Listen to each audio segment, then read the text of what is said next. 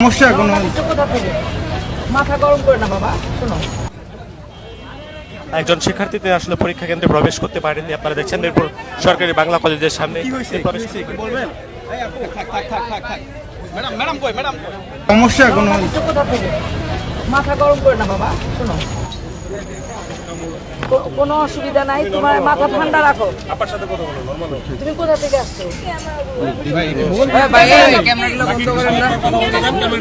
মারা করতেছে তো। পরীক্ষা দিতে না, ক্যামেরা সরান না বাবা, পরীক্ষা দিতে দেন না। আমরা চাইবো না তারা দিতে পারবে।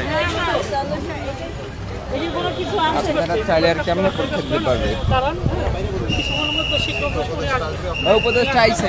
কান্নাকাটি করতেছে, কিন্তু আমাদের রুলসে নাই, আমরা এখন ওকে পরীক্ষা দিতে বসাতে পারি না। এইটুকু শিক্ষার্থী কি বললো? শিক্ষার্থী এটাই বলছে যে দেরি হয়েছে, আর কিছু বলে নাই। কি বলেছে? বলছে দেরি হয়েছে, ওর মা বাবার সাথে আসে নাই, খালা আসছে। প্লিজ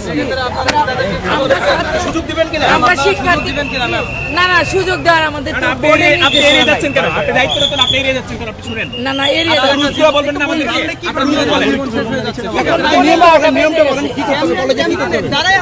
আমাদের 10টার পরেই ঢুকতে দেওয়া নিষেধ, তার মধ্যে 12:30টায় আসছে, আমরা পাচ্ছি না ভাই। এই জন্য। একজন কলেজের একজন দায়িত্বরত কর্মকর্তা তিনি আসলে বলছেন এটা তাদের আসলে দায়িত্বের মধ্যে পড়ে না, এটি আসলে বলে তিনি আসলে চলে যাচ্ছেন এবং শিক্ষার্থীকে আসলে এখন পর্যন্ত কেন্দ্রে প্রবেশ করতে দেওয়া হয়নি।